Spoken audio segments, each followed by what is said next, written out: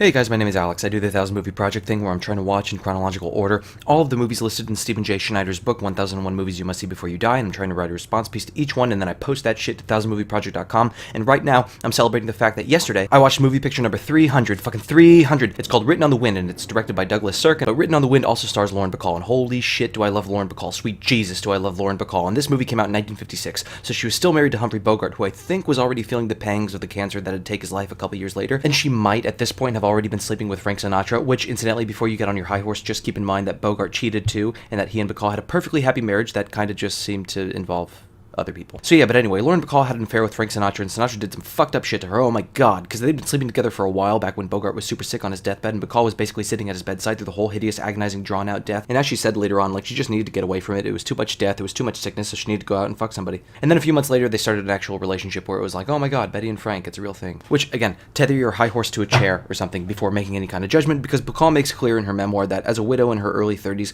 she was basically running away from her grief and trying to obscure it with something hot and passionate and emotionally taxing and volatile, which are all adjectives that appear to have been written in blood on Frank Sinatra's birth certificate. And so she and Frank go off and they have this really hot, passionate fling for a while. And then one day Sinatra's like, hey baby, wanna get married? And Bacall's like, yeah baby, let's get married. And Sinatra's like, nah, yeah, fucking my way, New York, New York, music. And so the press gets involved and Frank's like, oh geez, baby, there's too much press about our marriage. I can't leave my hotel room, it's so bad, we'll have to lay low for a while. And Bacall's like, yeah, sure, it sounds good, I love you. And he's like, yeah baby, love you too. And then he never talks to her again. Like, they'd cross paths at Hollywood parties here and there over the rest of their lives, and Sinatra would like go to a crouch and kind of slink out of the room like, maybe she won't remember we were supposed to be married. If there'd been any way to eliminate Frank from that section of my life, I would have. But anyway, the reason I'm making this video is because I just passed the 300 mark in 1000 Movie Project, and I wanted to acknowledge it with something momentous and maybe fun, kind of demanding, and I just also happened to realize that there are 3 movies relatively close together in the 1950s, which is where I am, that are all over 3 hours long. There's The Ten Commandments, Giant, and Ben-Hur.